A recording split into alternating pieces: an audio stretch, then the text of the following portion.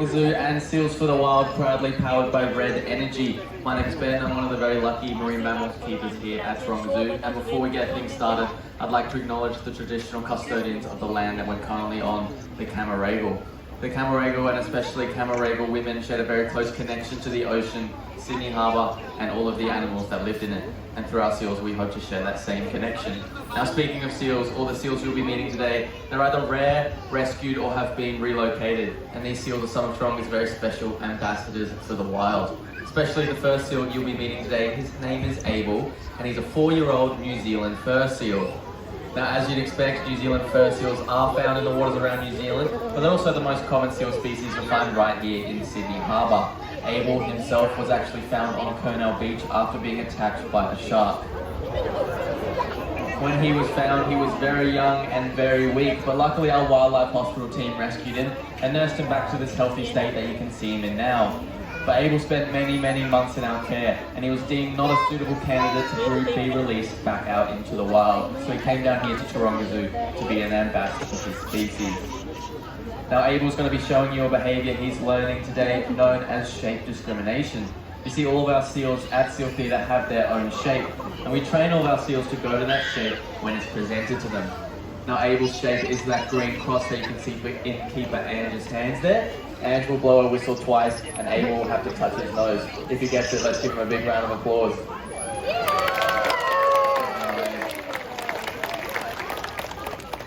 Now this is one of the most important behaviours that we teach in marine mammals. You see, at the moment we have 9 seals up here at Seal Theatre. I'd be careful, there's seagull. New Zealand fur seals do eat you out in the wild. We have 9 seals here at Seal Theatre, and when it comes to moving them after a night of socialising out in our exhibits, if the seal doesn't know exactly what trainer to go to, it can be quite confusing. So by each trainer holding their seal's shape, it makes it a completely stress-free environment for the seal and for the trainer.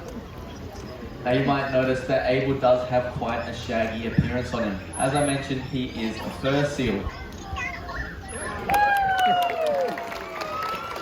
The rest of the seals that you'll be seeing throughout the presentation are all sea lions. Sea lions only have 1 layer of fur, but they're also a bit larger than fur seals, so they have a large amount of blubber to keep them warm.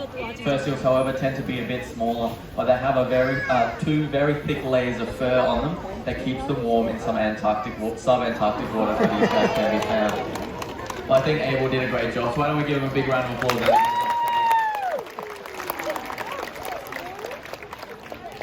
The next seal you'll be meeting, he's a sea lion like I mentioned before. His name is Diego, and he's a 250-kilogram Californian sea lion. Now, of course, Californian sea lions aren't found in the waters here in Australia. They're mainly found on the west coast of the United States, ranging from parts of Canada all the way down to parts of Mexico. But Diego, who you'll meet in just a moment, he relocated to us from a zoo in Holland when he was very young. He's now 7 years old, and he's starting to reach maturity. Now, Californian sea lions can be found in zoos and presentations all around the world. Californian sea lions are definitely the best seal at learning and remembering new behaviours. They're incredibly smart seals, and they absolutely love participating in their training sessions. Now, we also love showing them to you here at Taronga Zoo because they're the species of seal that lives the closest to humans. If you've ever been to San Francisco and Pier 34, there's a large bachelor group of these Californian sea lions that love to pull out right up close to the people.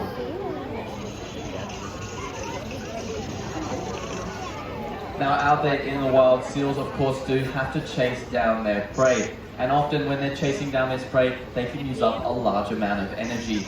However, if the seal doesn't end up finding himself a meal out there, that energy does go to waste. Now, at the moment out there in the wild, there's a much easier way for seals to find their next meal. And that's simply by chasing down, ripping apart fishing nets and fishing trawlers.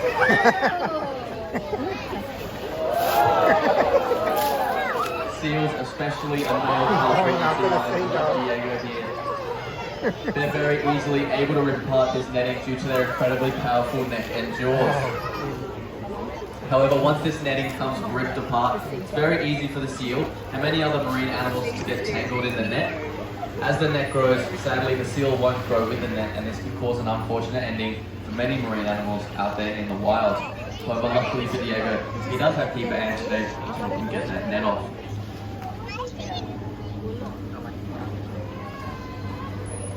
Now the life for our seals out there in the wild isn't always easy, and at the moment human impact is their biggest challenge. But Diego's done a great job so far. Why don't we give him a big round of applause?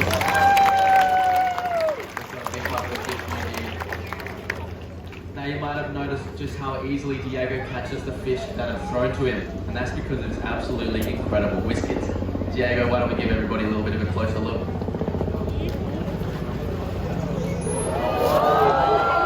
Diego's going to show you how well he can move those whiskers, so on 3, I want everybody to yell out whiskers. 1, 2, 3. Whiskers! Of each of those whiskers is a very sensitive nerve ending, and that's what helps seals hunt in dark and murky waters when they can't rely on their eyesight to see. Now at the moment Diego has a very healthy diet, and on any given day he's eating around 13 kilograms of fish. That's 2 of those silver buckets filled all the way to the top with his favourites. But Diego, what happens when that seafood runs out? Very sad. We have been overfishing our oceans, and it's making it incredibly hard for seals to find their next meal out there in the wild. So Diego's going to join ants by the water, and they're going to let us know if they can see any fish. Now, do you see anything in there, buddy? No, you did. But is there something everybody can do about that? Yeah. Right, there is. Remember, your choices really do matter. Next time you're out shopping for seafood, we ask that you look for MSC. The MSC blue fish stick that you can see on the wharf there comes from the Marine Stewardship Council. The MSC is a completely not-for-profit organisation that goes to fisheries and ensures they're 100% sustainable from the point of catch all the way up to the point of sale. So next time you're out shopping for seafood, look for that blue fish stick. Which one, Diego? That one there, and you're ensuring a future for Diego's wild cousins. I tell you what, that makes Diego a pretty happy seal. Well, now Diego's done a fantastic job, so why don't we give him a big round of applause.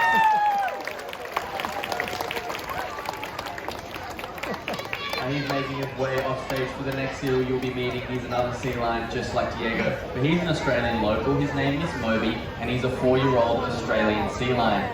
Now sadly, Australian sea lions are one of the most endangered seal species out there. It's currently estimated to be less than 10,000 individuals left in the wild. That's because in the 1800s, all 3 species of seal that live here in Australia were hunted to near extinction. New Zealand fur seals and Australian fur seals have been able to bring themselves back up to a stable number, but Australian sea lions are sadly still in decline. Now here at Taronga Zoo, we do have a very important breeding program for this amazing species, and Moby, who you're about to meet, he's a very important part of that as well. He was born here about 4 years ago, and hopefully in a couple more years, once he reaches maturity, he'll go on to share his genetics to future Australian sea lion offspring so we can ensure a future for this amazing species. Now this is the very handsome Moby. Now at Taronga Zoo, we're not supposed to have favourite seals, but Moby here, he's definitely my favourite. He's a very cheeky boy, and he loves to just have a little bit of fun with his trainers and take everything at his own time. Now Moby, as I mentioned, is one of our younger seals, so he's only now starting to learn some of the behaviours we do in our presentation. So if Moby's a little bit slow today, that's completely fine. We'll let him do it at his own pace and be patient with him. Now caring for our seals here at Taronga takes a lot of time and trust. Everything that we teach here comes from training, and Moby here, he won't do anything he doesn't want to do. Everything takes a lot of time and trust to train. Now these behaviours can be as simple as asking Moby to open his mouth so that we can check out those teeth. But these behaviours can also be a lot more complicated, such as what Moby's going to show you this morning. Moby's going to show you a behaviour known as a high bow. That's where he uses his nose to touch that buoy hanging above the water.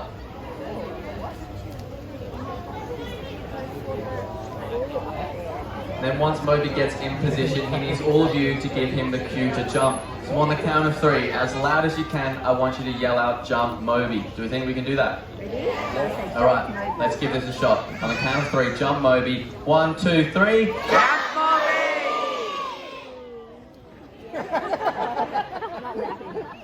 Well, now Moby's only got really little ears, so we're going to need to be a lot louder than that. So let's try this one more time. You can even throw your hands up in the air. Sometimes that can help him. So on the count of 3, jump Moby as loud as you can. One more time. 1, 2, 3. Jump Moby!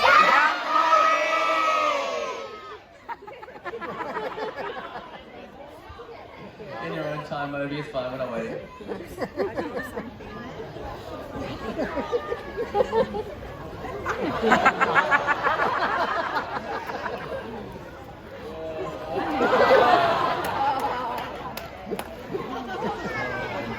See, as I said, Moby really does everything by himself. Doesn't really like listening to anybody, but that's completely fine. Moby, you tried your best, buddy, so why don't we give him a big round of applause. Alright, we're going to try one more time. Let's see if you can get it. Come on, Moms.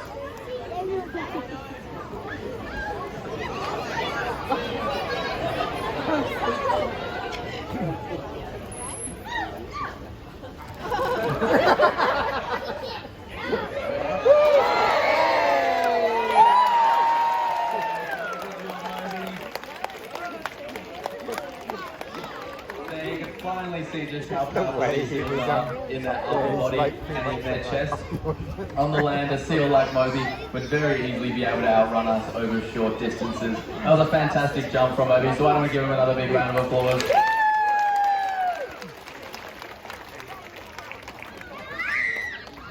I think it's time for Moby to go back to bed.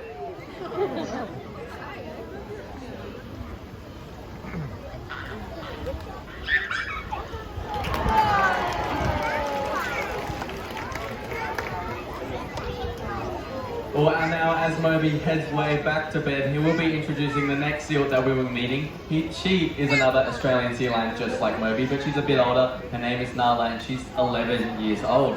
Now Nala is also a very important part of our breeding program. She was born here 11 years ago at Taronga Zoo, and during her time at Taronga, she's had 2 of her very own pups as well. Her most recent pup, Amali, does still live here at Taronga Zoo. If you'd like to see her after the presentation, she's down at Seal Bay. I'm sure she'd love to see you after the presentation.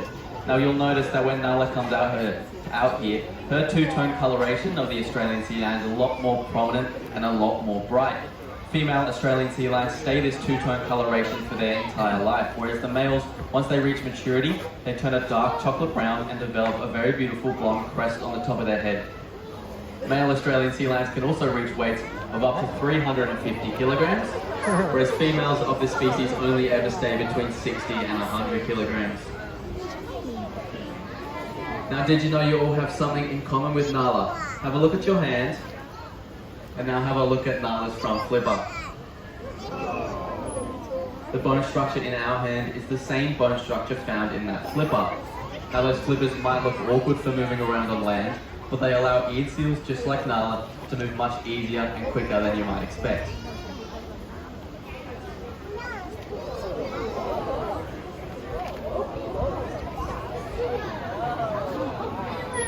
However, of course, it really is in the water where those flippers show us what they're made of.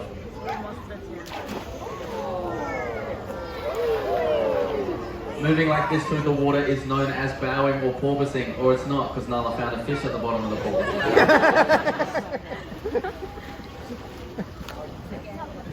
Alright, let's try that again. Come on, Nala.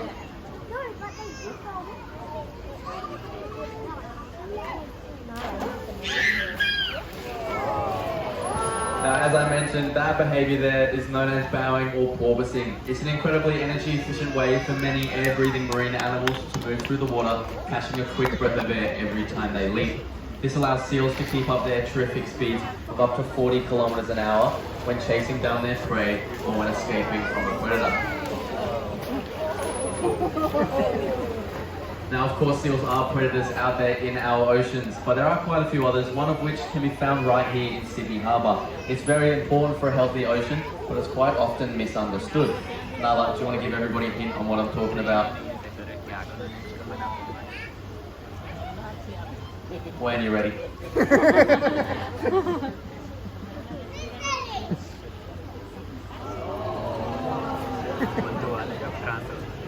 Anybody know what that is? A shark. Probably the cutest shark impersonation you've ever seen. But what Nala's actually showing you there is another natural behaviour. As I mentioned, sea lions like Nala are covered in a very thick layer of fur. Due to that fur coat, however, sometimes they can even overheat in the water. So on a hot summer's day when Nala wants to cool herself down, all she has to do is stick one of her naked and hairless flippers out of the water, catch a cool sea breeze, and it will cool down her entire body. Now those flippers are also incredibly strong. At the moment, Nala's weighing in at a very impressive 65 kilograms. And those two front flippers are so strong that they can support that entire body weight. Very impressive, Nala. However, those flippers are good for one more thing. Let's give everybody a big wave goodbye.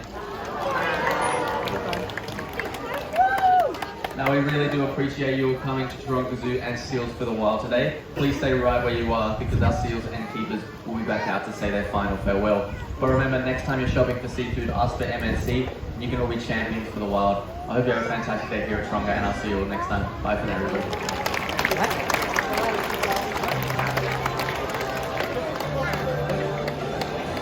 Like how the seal went after the seagull. Like, I